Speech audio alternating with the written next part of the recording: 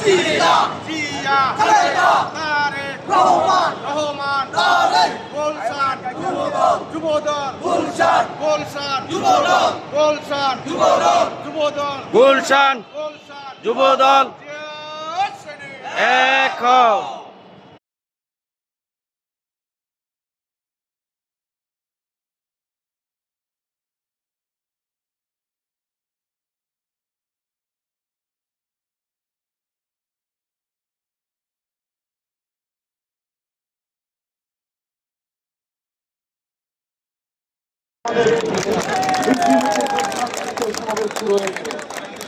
আমি আর সবার নাম বলে সময় ক্ষেপণ করছি না, যেহেতু আমাদের বিক্ষোভ মিছিলটি এখনই শুরু হবে।